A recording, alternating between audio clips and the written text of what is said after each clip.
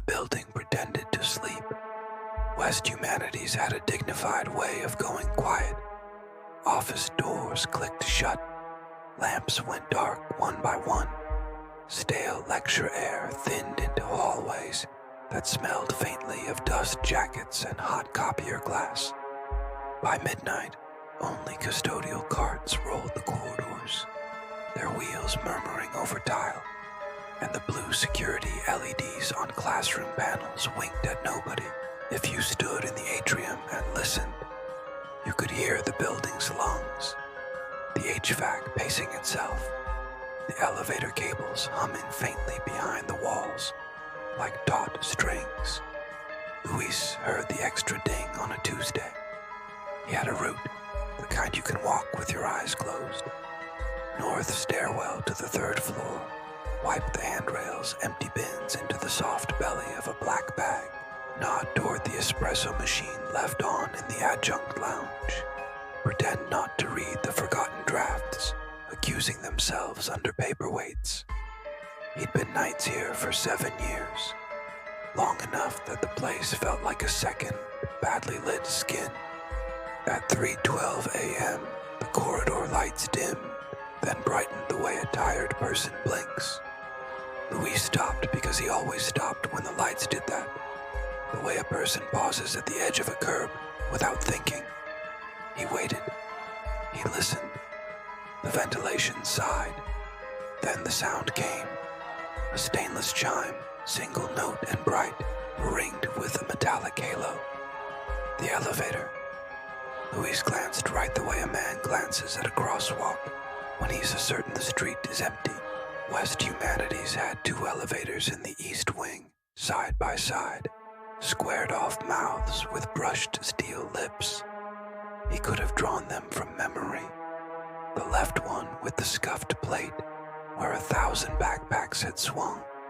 The right one whose call button sometimes stuck in winter. He could have drawn to the corridor between them.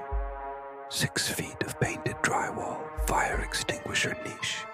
The framed poster of the faculty book talk series, tilted by a thumb too gentle to set it level. 2 elevators. 2. Another ding, softer this time, and from somewhere that was not quite either elevator, Luis rolled the cart forward, then stopped himself, because wheels make a humble noise, and the small noises get eaten in big ones. He parked the cart, picked up the rag, wiped the same square of handrail twice, and watched the call panels. Nothing lit. The doors did not part. The sound did not happen again. In the morning, he told Lila at the security desk, because Lila listened without making you feel like your mouth had betrayed you.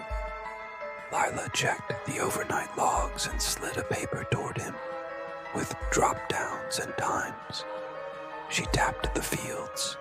No activity after 2:55, she said.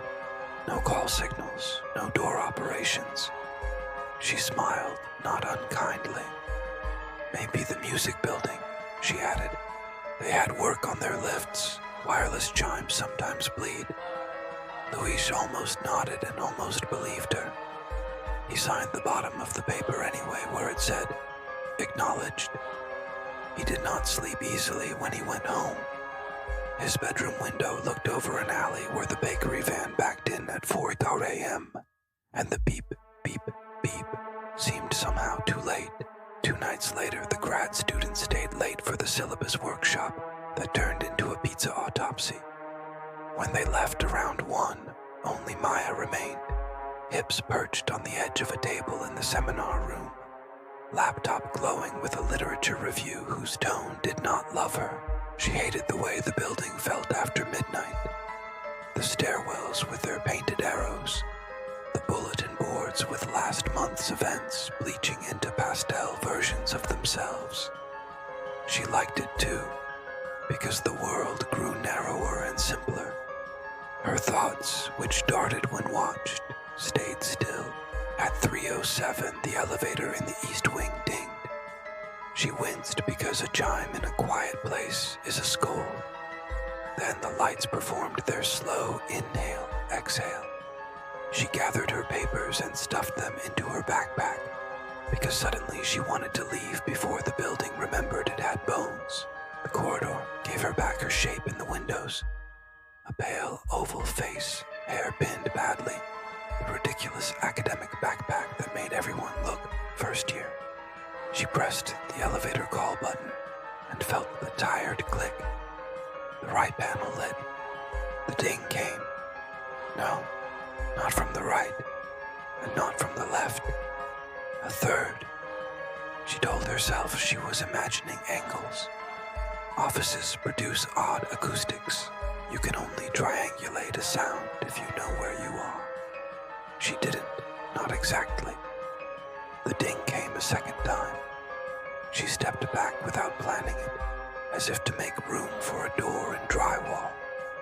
The lights over the corridor flickered and leaned down into a slow bow, and in that not quite dark, a seam where there was no seam seemed to raise itself. The right elevator arrived. The doors parted on an empty car that smelled like steel and the inside of old pockets. She got in because that is what you do when a machine has come for you. She pressed lobby. The doors closed smoothly. For a fraction of a breath, there was no motion. Then the floor moved in the way you feel under your knees. The panel lights ticked. 3, 2, 1. The ding that marked the lobby was not the ding she had heard. It was duller, as if wrapped in a mitten. She stepped out into the atrium and watched Layla watch the security monitors and did not mention anything at all. When rumors are embarrassed, they move faster. By the weekend, 3 undergraduates had told versions of the same story in the coffee line. One had heard an elevator stop where there was no door. One had waited and watched a number, 4, change to 3 without a corresponding opening. One swore he had seen the doors part for a seam in the painted wall, and a gust of cold come from somewhere a person could not stand. Someone added that their roommate's cousin had vanished in 𝗏𝗏 in 1998, and now, finally, the building was telling the truth. Someone else said the humanities were always going to hell. This was simply proof. Lila put a note card on the desk that said in block letters, 2 elevators in East Hallway, 2 in West. Please report malfunctions. She disliked the taste of the word malfunction, which made a wrong thing sound like a thing in progress. She liked less the way her hand shook a little when she set the card down, and a wave ran across the paper, as if the fibers themselves were a surface of water. She went home after her shift and searched for West Humanities on the facility site, then for the campus planning document, then for any map that would show a 3rd lift shaft, old or capped some architect-s idea, left ungutted behind the drywall. She found instead a decades-old link to a PDF of the building's dedication, with a ribbon cutting and a speech from a dean whose name had been given to a scholarship, then taken away by a scandal that now produced only a 404. She clicked through her bookmarks and stared at a recipe for stew in which you browned meat and then waited for heat to make its own decisions. On Monday night, she told Luis to call her if he heard the chime because she wanted a witness. He wanted one, too. He nodded and texted her cell because writing a thing you were not sure of felt less risky when you did it to a person you knew. At 3:10, the lights bowed again. Luis froze with the bottle of glass cleaner half out of his apron pocket. He heard the cable hum that always came a half second after a call. He heard the chime. One note, clear, unmistakable, not from either side. He texted her, now. Lila left her stool and walked the long onyx strip of lobby stillness toward the East Hall. She passed the case of faculty publications. Hegel, Post-Colonial Theory, 3 brightly jacketed books about the internet's new feudalism. She slowed before the elevators. The call indicators were both dark. The corridor was empty. The ding came from somewhere between her and the wall. "Okay," she said out loud to the building, because the building sometimes responded to being spoken to. She said it again. "Okay." Then the numbers on the little display between the doors twitched. 𝗧𝗵𝗲 had no little display between the doors. A 4 appeared and blinked once like a cursor, and then a 3, and then the display went blank again, and Lila put her palm to the wall because old movies teach you to find drafts with the back of your hand. The paint was cool. The faintest line of air traced her lifeline, the way a fridge door sometimes leaks cold around a seal. She laughed, because what else do you do when a wall breathes? She stepped back. She reached up and smoothed the faculty poster, whose corner had unglued itself again. The ding did not come again. The lights unbowed. Her phone buzzed with a text from 𝗬𝗏. "You heard?" She wrote back, "I heard." The first person to write it did not intend to. Maya had sworn she would be finished with campus at 9:00 p.m. that Friday. She had promised her brother she would come home early for a birthday, had wrapped a paperback with a ribbon and a joke about late capitalism. But the sentence she needed to slug into the middle of a paragraph would not arrive, and when it did arrive, it refused to marry the surrounding clauses, and in the end, she stayed for the small wedding of subject and verb until after midnight.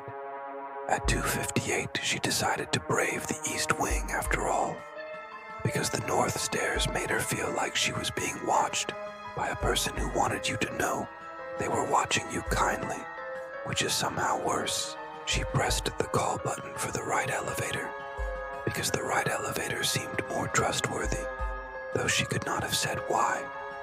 The panel lit. She stepped back. The ding in the middle sang like a glass tapped with a spoon. "Not tonight," Maya told the wall, because sometimes superstition is simply a version of please. The right doors parted and she moved forward and put her foot into the car, and the lights leaned down as if to ask a question, and Maya's foot found not the car floor, but a half-inch lower lip that did not feel like anything at all. She tried to pull her foot back. Her knee locked. She thought of the gap on train platforms that the signs ask you to mind. She thought of the seam in her front tooth from biting into a frozen candy bar at 15, and the ache it had produced the first time she drank coffee. The corridor tipped just a little, and then Maya's weight decided for her. If the doors closed, Lila didn't see it. What she saw was the call panel flicker for a place it did not list, and the numberless display occupy itself with 1, 2, 3, 4 in a rhythm that had nothing to do with floors. She saw the corridor fold its sound for a second, as if a thick blanket had been thrown over a barking dog. She saw the light over the right elevator bounce once the way elastic bounces when let go. Lila walked to the doors. She pressed lobby and then 2, and then the alarm button. The car arrived on the left and opened with a patient breath of hydraulic. The right did not respond. The display in the wall did not return. The poster of faculty book talks was slightly more askew, as if it had wanted to be straight for once, then changed its mind. They called campus safety. Campus safety called facilities. Facilities called the vendor and left a message on a line meant for daylight service. The night drew itself up and then unspooled itself slowly, a spool of dark thread unwinding toward morning. Monday brought an email with the subject, "Important Elevator Safety." It reminded the campus that elevator mischief, jumping, holding doors with objects, prying, was a code violation. It used the phrase unexpected escalations when it meant stops. It did not use the word disappear. It did not use the word person. Luis did not wipe the faculty book talk poster anymore. He let its corners curl politely away from the wall. If he pushed his cart down the east corridor, he kept to the opposite side, as if passing another human in a narrow place. The second rider was a man who did not laugh often, but laughed then at 3:11 a.m., the way a person laughs when he is telling the dark that he remembers being 12, and the dark does not scare him. Dennis taught late sections of first-year writing. He loved semicolons. He hated the building at night. He wore a cardigan he would never admit to owning. The ding in the middle seemed to choose him. He had walked past the elevators to the water fountain, then back. He had hesitated in the center of the hall, on an idle thought about his father, his red tool chest with its drawers that always caught. He had tapped at the side of the poster where the corner peeled. The ding came and Dennis turned his head and then his shoulder, and saw nothing, which was somehow worse than seeing something. He pressed the call for the left elevator because his students believed it slower, and he wanted to disprove them by collecting evidence unseen. The left doors parted. The car stood open like a mouth that wanted to be a yawn. He stepped in and turned to face the hall, because he had read once that you should face the danger when you can. The doors closed. The car descended a floor he did not ask for, and then another he did not know. A small panel lit with a dot, not a number. The air in the car seemed to change the way air in a train sometimes changes when it moves through a tunnel, carved square out of rock. Dennis reached for the alarm, unsure whether it would be rude to press, and the doors opened somewhere that looked like a hallway, but not like his. He would later tell Lila that the walls were wrong, the paint color correct, the bulletin board wrong, the water fountain absent. He would say there was a smell like the inside of a cool cupboard. He would say he heard the cough of a vending machine compressor make a sound he couldn't name, as if a note had been played on a keyboard between two keys. He would say he did not step out. He did not. He could swear he did not. He could swear the floor of the car made a decision in his knees, that his knees obeyed, and then the car S doors began to close.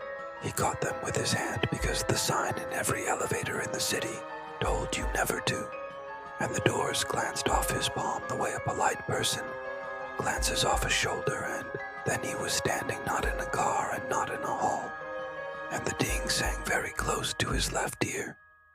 And when he came to himself, he was on the lobby floor, sitting, and Lila was saying his name, and the security camera footage that should have shown him walking out showed only the corridor empty, then Lila moving, then a frame where the pixels had gone to static for a hiccup. They found later that his ID card had been used at a door that did not exist in the building directory. The log line lived between two respectable timestamps, like a bad joke told during grace. The building made its own rules. The rules became customs. The customs turned, as they do, into advice. Do not ride alone after 2:30. Do not stand in the center between the elevators. Do not tap the poster. Keep your eyes on the numbers you can name. If the lights bow your head back. Someone made a sticker that said, "Do not match yourself," and stuck it to the water fountain. Someone else peeled it off, because the fountain was new, and the sticker adhesive offended them. Someone wrote the sentence on the faculty chalkboard when the whiteboard marker died. At 3:13, most nights, the building held its breath. It was not that anything terrible happened. It was that everything paused in unison. Vents, lights, the distant thump of the compactor. And if you stood still in the East Hall and watched the place where a display should not be, you could sometimes see two red digital strokes hesitate toward becoming consider. Maya began to dream about riding.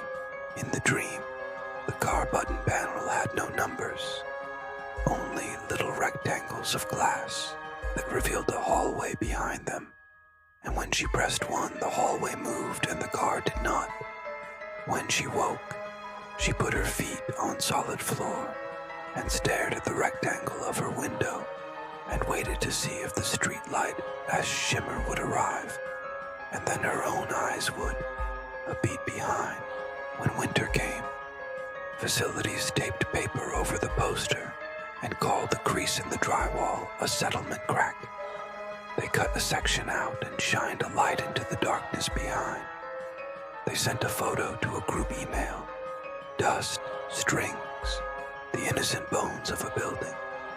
The crew wore orange vests and spoke about delamination and false positives. Someone leaned a ladder against the ceiling and opened a square panel and stared into shaft space, though the shafts were supposed to be on the other side.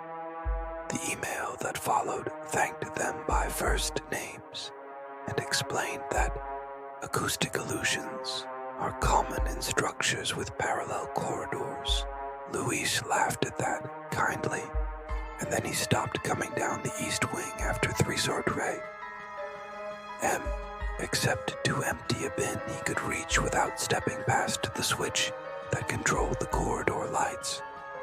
He began writing times on a folded paper in his apron pocket, because the body wants to make a map when it is lost. 3:11, ding, center. 3:12, lights bow. 3:13, breath. 3:16, nada. He tore up each day S paper and put it in the trash because keeping evidence sometimes felt like permission. A week after finals, when the building's rhythms were at their thinnest, Lila worked a double because Malik's mother had gone into the hospital. The snow outside lay high and salt-dulled, and the footsteps on the lobby tile brought their own salt with them, and then melted into little brown halos. She watched the cameras because that was her job, and drank a coffee that had given up and typed the sentence, 2 elevators in East Hall, 3 times in a row for the new overnight sheet, because repetition is a charm. At 3:10, the lights bowed and did not unbow. The camera feed for the East Hall stuttered and then played smooth, as if a long blinking eye had decided to be awake. The numbers over the right car marched sensibly. The left behaved. The space between lifted its chin. The ding came and Lila stood and walked not quickly and said, "Okay," to the air that had no owner. She put her hand to the wall. She felt cold she could name. She stepped back. She looked at the cameras and saw herself looking at the cameras, and then saw on the feed what she could not see in the hall, a reflection of herself in a panel that did not exist, standing a half-inch closer, hand raised half a second before her hand rose. She dropped her hand, and the reflection dropped it first, gently, as if to let her win. The chime sounded again, and this time there was a breath of air from the seam. A courteous exhale and a number appeared on the nothing display. 0. It held. It blinked. It went away. Lila went home at dawn and slept dreamless for 2 hours, and woke with the sentence in her mouth that she did not write down. Do not ride the in-between. She told it to Luis, and he nodded, grateful to have language. He wrote it in pencil on a scrap and folded it into his apron. Campus reopened with banners and chalk on the walks. A new sign hung over the East Hall. "Please pardon our progress." The sign's reflection on sunny days drifted on the floor like a harmless lake. Students walked the corridor like people who had not heard any stories, because the campus was big and stories are small, and it is healthy not to listen to everything. Some nights, no one heard anything. Some nights, the ding came like a spoon against a cordial glass. and nothing moved, and everyone went home alive. Some nights the elevator doors opened politely and closed politely, and no one made of it anything more than a machine. Then a first year named Jay stopped between the doors because first years stop in doorways. They were drinking from a bottle of water, watching themselves do it in the dark gloss of the steel. The ding chimed and Jay smiled, because in a quiet place, a sound like that can make you feel chosen. They lifted their hand to wave at no one, because you do that when you are practicing being a person in public. The lights bowed. The numberless display offered them a 2 that could have been a Z. Their reflection finished the wave first. Lila said, "Hey," softly, the way you say hey to a dog you don't want to startle into running. Jay turned their head a fraction, enough to know someone was there, not enough to break a spell. The seam in the drywall breathed. The hallway air cooled. It felt like a hand about to touch the skin on your forearm. Not yet, almost. "Do me a favor," Lila said, and held out her hand, open, palm up. "Match me instead."